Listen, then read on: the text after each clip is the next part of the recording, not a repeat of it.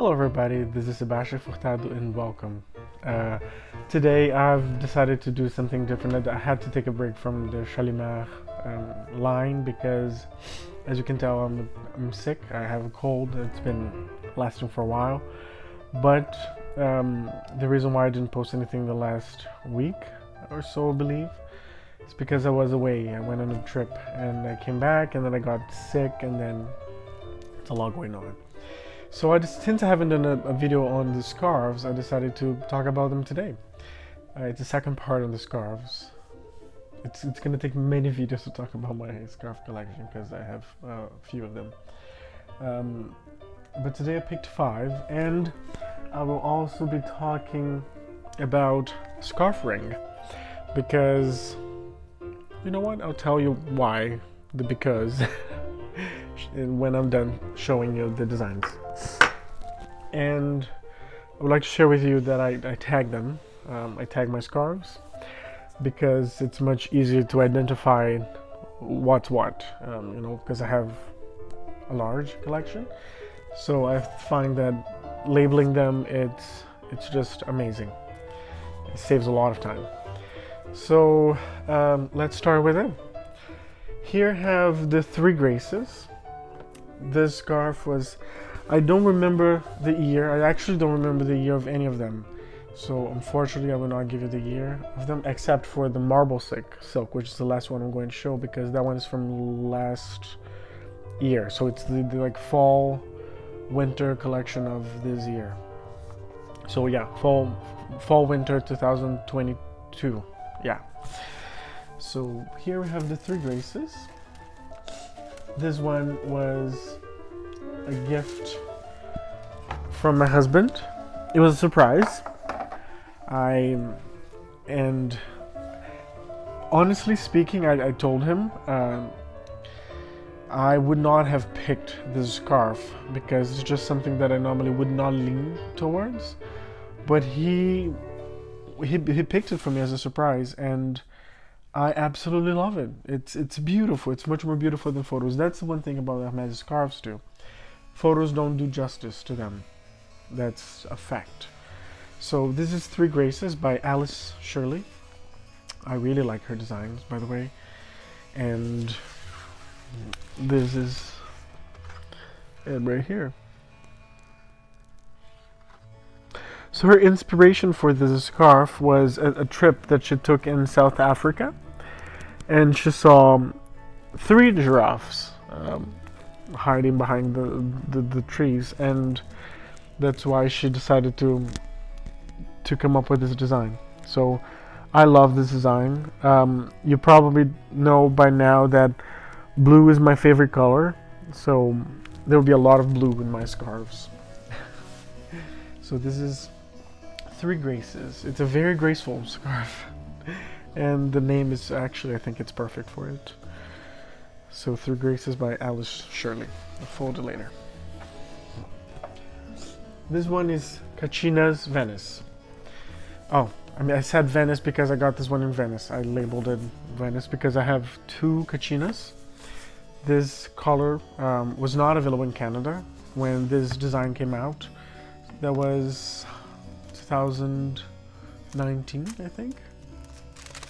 Something like that. And this is the wash scarf. So for those of you who don't know, Hermes has a kind of relatively new technique, which is they wash their scarves before packing them. Like when they're done, they wash them, so a little bit of that shine, of that a little bit of that shine that has in the silk from the starch, it's removed, and the feeling of the silk itself, it's different. It's more of a heavy silk. It feels heavier, and it falls different than the classic silk. So this design was from Kermit Oliver. He did some of the most classic designs for Hermes in terms of scarves.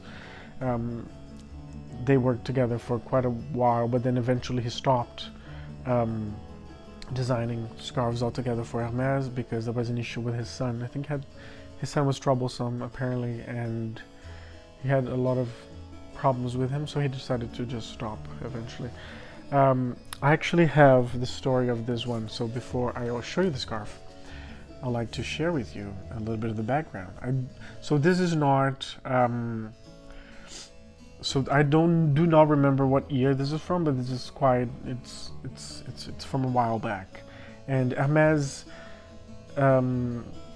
refreshes a lot of their classic designs with different takes.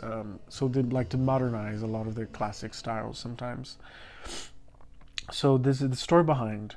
If you go on Hermes's website, they always have this story behind explaining the scarf.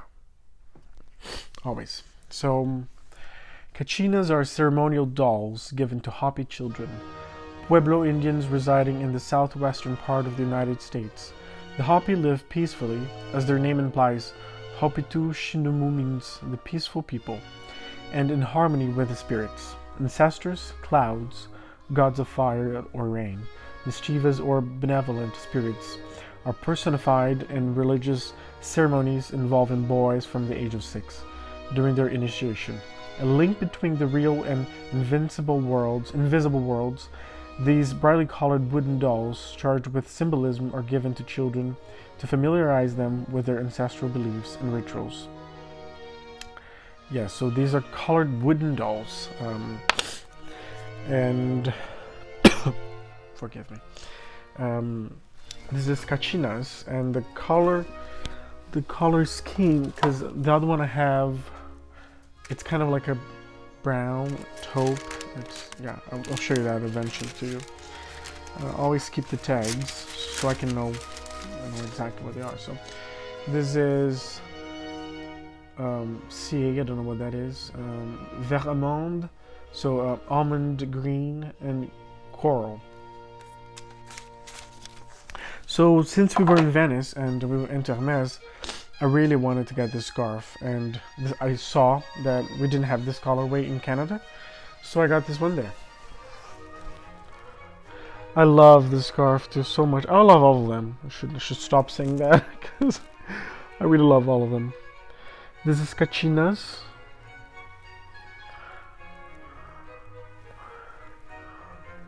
The amount of details, it's just incredible. Just incredible. Hermes makes the best scarves. To me, that's a fact because I have compared them to other brands such as Dior, Louis Vuitton, Chanel, and many others, and none of them have the same quality of colors.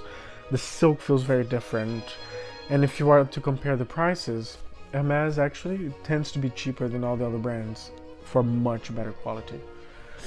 This is Wild Singapore. I believe this was also designed by Alice Shirley. This is from a couple years ago. It's not an old design. And I believe this scarf was designed to open a store in Singapore, for the opening of a store in Singapore. I could be wrong, but I believe that's what it was. So it's to represent the fauna and flora of Singapore. And yes, it was definitely designed by Alice Shirley. I haven't seen her name yet, but I can definitely tell you, yes, it was her. And this is Wild Singapore. As you can tell, it's more blue there.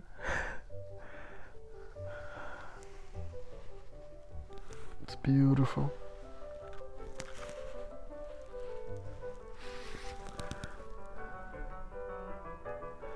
As you can see, there's a lion's head right in the center on top.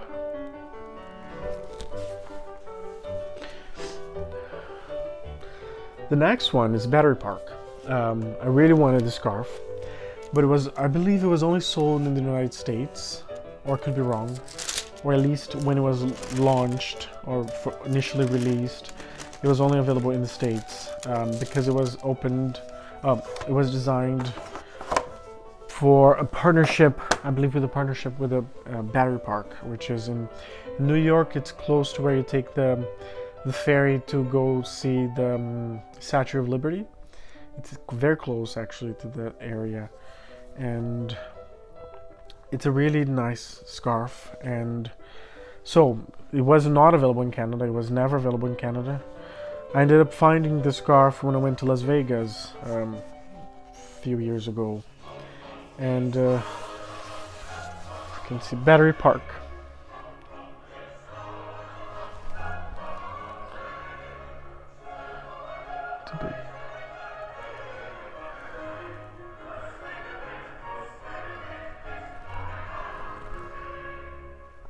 I remember the sales associate telling me that this was a challenge for Hamas because, you know, the board of this association. I think I have it open here on the iPad, but the time that it took them to design the scarf was very short. So it was a challenge for Hamas because they normally take an average of a year per design before launching it, and this was like done with like less than half that time because it had something to do with raising funds for the foundation.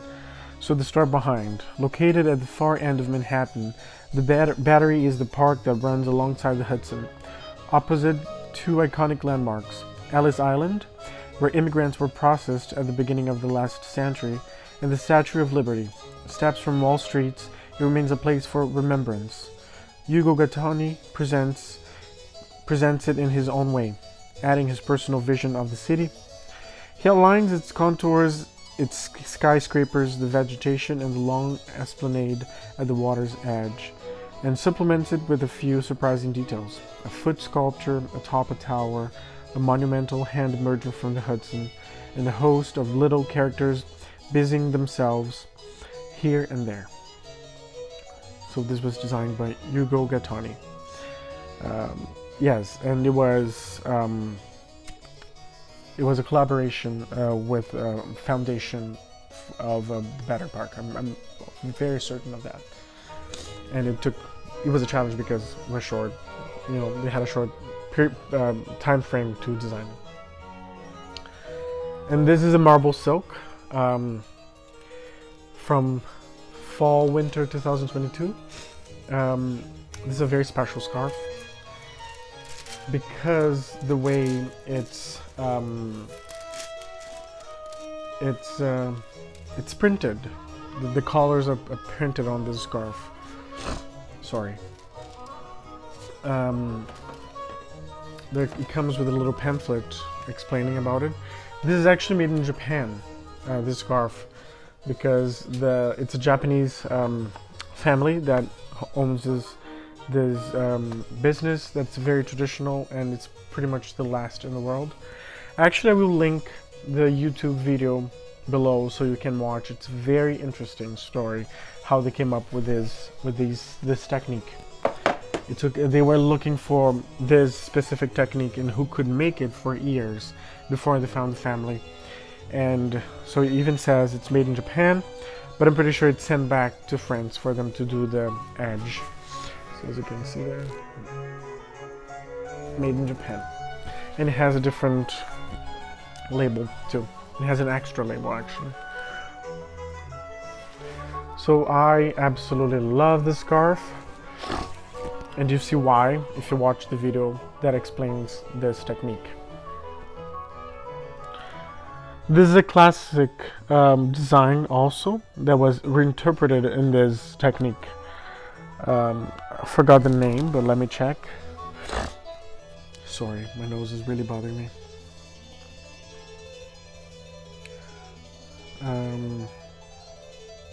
So this is Fouette Badine. It's the name of this design. So I really, really love it. And you can see the design that's not actually painted over.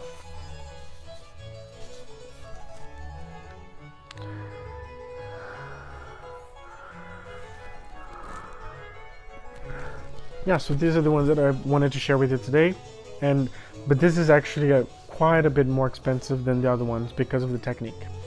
So now let's go to the scarf ring.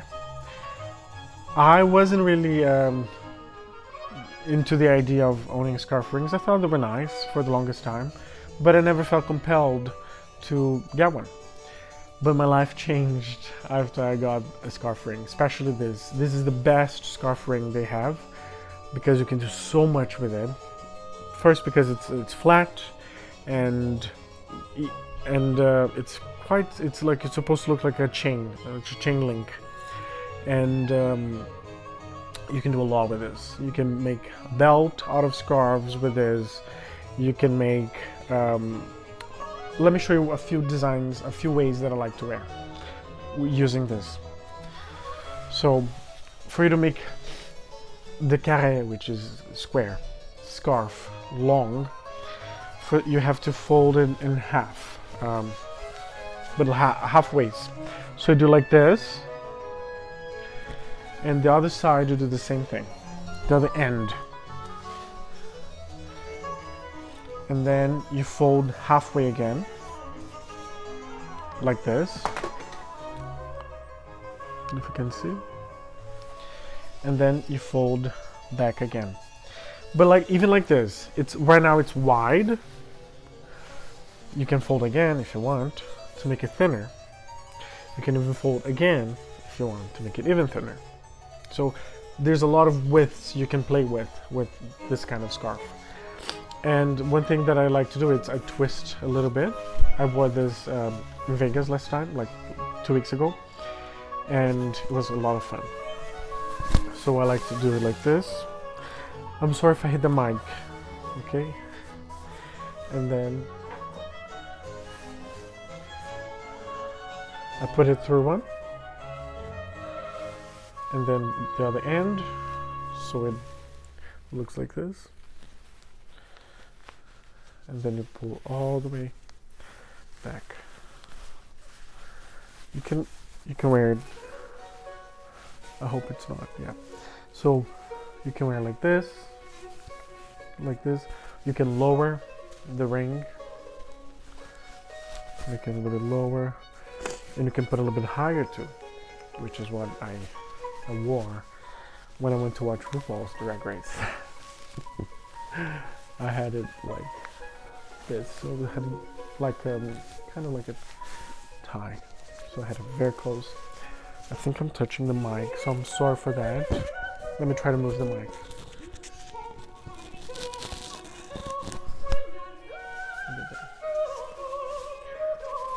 There's a way you can do that. You bend it a little bit better, and then it sits more in the middle. So that's how I like to wear a lot like this. See, of course with a better outfit, but it doesn't have to be fancy. So yeah, and then how else did I wear? I wear like a pirate, but that's simple. You just fold it in half and put it over your head, and then also like wearing it this way. Put it in one end. This one also in another end.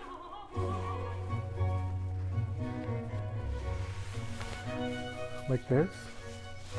And you can literally wear like just like this. But you have to keep, you know, making sure that it stays. For that way you can also put one end, this end, and the other end, and then the other thing again from the other side. And I can also like wear it on the side like this. It looks like it's a knot, but it's not. See? And then you can put this other end also to the same thing again. I like wearing it like this also on my head. Like this, but on my head I like to have it a little bit wider, just because, but sometimes I also have it looking thin.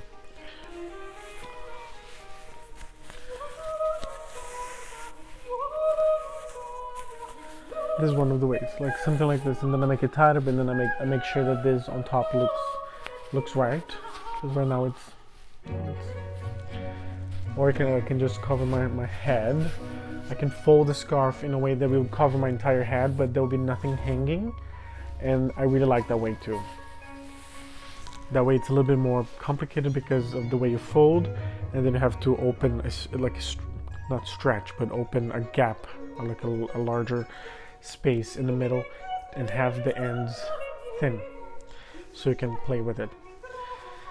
I also like to wear it. I like to wear it a lot like this too.